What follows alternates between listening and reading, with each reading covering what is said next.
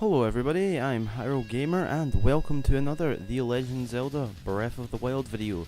Today I'm going to be going over some survival tips and helpful information that I think will come in handy while playing Breath of the Wild, mainly towards the start and the middle of the game, and these are just some things that I've picked up along the way playing Breath of the Wild which I think come in handy whilst playing it. So, first things first, you're going to want to stack up on weapons, shields, and food. Now, food I'm going to talk a little bit more about later in the video, but essential things are you need swords, shields. It doesn't need to be swords, you can have the sort of two-handed weapons, claymores, the clubs. No, sorry, the clubs aren't two-handed weapons, but they are not swords. Shields, you're going to want to stack up on them. As you can see, I do have my inventory expanded. That is through the Korok seeds. If you've not got to that point in the game, that's a whole different story on how you expand your inventory. But you're going to want to stock up on swords and shields, mainly for the journey, because as we know, items have durability, and your swords and shields will break through use. Swords through hitting and destroying enemies, basically. Shields from taking damage from enemies, and also arrows and anything else such as explosions. Now, these are going to break along the way, so you're going to want to stock up on them so you do not run out of either swords or shields on the way, because you would be in a very bad situation if you happen to come across a Hinox or possibly fighting a Hinox and your last sword breaks and you don't have a shield. You're pretty much screwed there, so you're going to want to stock up on weapons and shields. I'd say that is a very big essential for when you're trying to survive in The Legend of Zelda Breath of the Wild. Now, this next tip isn't so much essential, but I think it's a good thing to do so you don't get lost or go in the opposite direction from where you were originally heading. Set a marker or just head in a direction so you don't wind up going another direction from seeing something that looks cool. I just think this is a really helpful thing to mention. Now, this tip I'd say is fairly essential if you're going to plan on travelling a long distance in Breath of the Wild to get to your destination. Now, this tip is acquire a horse. Now, it's pretty easy to tame horses. You just need to sneak up on them, mount them, and tame them. Now, you do require stamina to do this, but there is a lot of horses out there that are pretty easy to tame, which don't require a lot of stamina, which will get you across Hyrule in pretty much no time. Now, the reason I'm mentioning horses as an essential is because the world of Breath of the Wild, or the Hyrule in Breath of the Wild, is absolutely massive, and travelling on foot long distance I wouldn't say is the best idea unless you really want to explore, but there's a good chance you'll go off track or go do something else whilst going to your destination.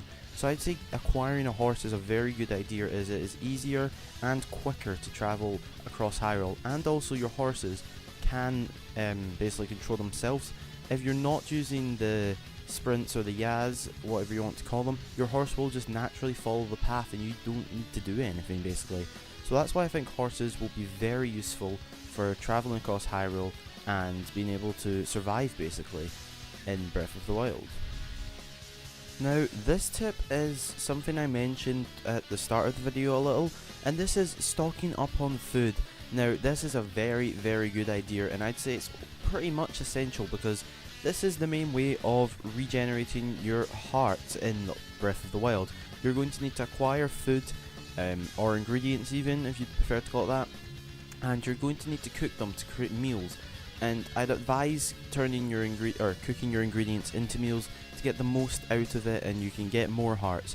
Because if you cook your ingredients and make a meal, you will get more hearts from what you've made rather than just eating the ingredients separately. So I definitely advise stocking up on food, a lot of meals, especially the ones that will give you special abilities such as heat resistance, cold resistance, and all that good stuff for your journey. Depending on where you're going, you will maybe want to perhaps get more heat resistance, and perhaps if you're going to a colder place, you might want to get some cold resistant food, which there's different recipes, different ingredients and all that sort of stuff on how to get all of those resistances. Now, this is probably my last tip before you set off into a journey on Breath of the Wild, which I'm sure you will be doing, as there is lots of main quests, side quests, shrine quests, or just if you're wanting to explore.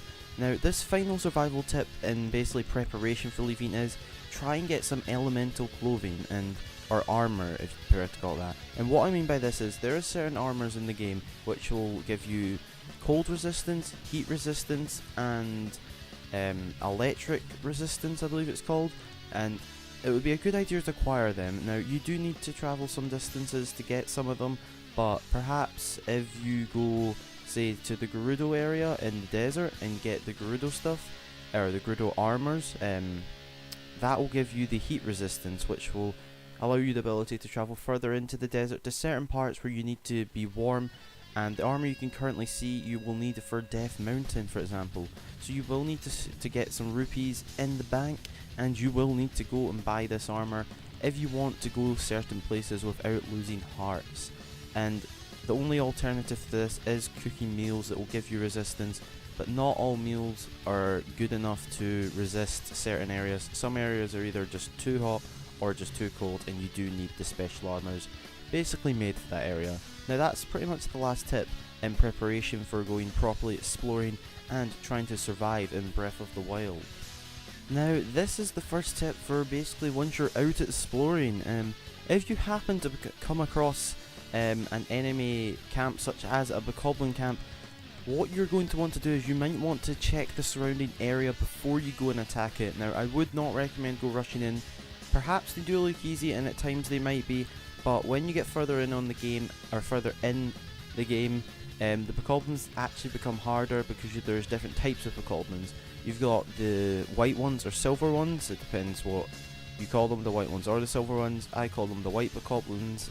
There's also the black ones and the blue ones, which are the harder sort of Bokoblins to fight. The red ones are the easier ones, and you won't want to just rush in and ambush them because they can take you out pretty easily, Bokoblins. And then it gets harder when you've got Moblin camps and Lizalfo camps. And yeah, I would recommend checking your surrounding area because you can see easy escape routes. As you can see behind Link there's sort of a mountain area, and off in the distance now there's also a bridge which Link could run to. And there's also a river which you could use Rivali's Gale if you have it to just float over if you are in pretty much you're about to die because of the Bokoblins. So check your surrounding area before you go and ambush them, and I definitely would recommend this as a great survival tip for Breath of the Wild. Now we are on to my final tip for surviving in Breath of the Wild. This is the second one after you've went out exploring and stuff, and you've came across the situation of coming across a Copeland Camp. Now in the last tip I said check the surrounding area in case you do need to try and escape. Now what you're going to want to do is take out the guard first of all, because if the guard notices you or any other Bokoblins, they will pull out their horns and signal to each other and they'll all go after you, and that is how you can get took out easy. So as you can see there, I took out the guard and then shot one of the explosive barrels with a fire arrow to blow up. Now what I'm doing here is waiting for the Bokoblins to come to me to shoot the other explosive barrels, and that's got the two blue Bokoblins on pretty low health, and I just one hit that one and the other one drowned by the looks of things. Now I've only got the white Bokoblin to take on, so that leaves me with one Bokoblin, which is a fairly hard Bokoblin to take on, but it's only one of them. Now the other Bokoblins aren't so hard to take on, but along with a white Bokoblin it is a little bit harder to take it on. So I managed to narrow it down to just the one Bokoblin, which is the hardest one at this camp. I believe they're the hardest Bokoblins to beat in the game, but they are fairly beatable, I guess.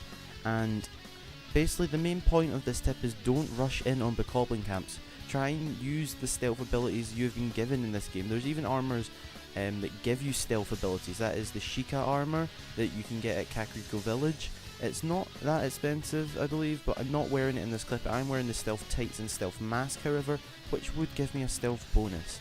So I hope you guys enjoyed this video. If you're new here, don't forget to subscribe to the channel for more future Zelda and Breath of the Wild content. If you enjoyed it, don't forget to leave a like, and until the next time, I've been Hyrule Gamer.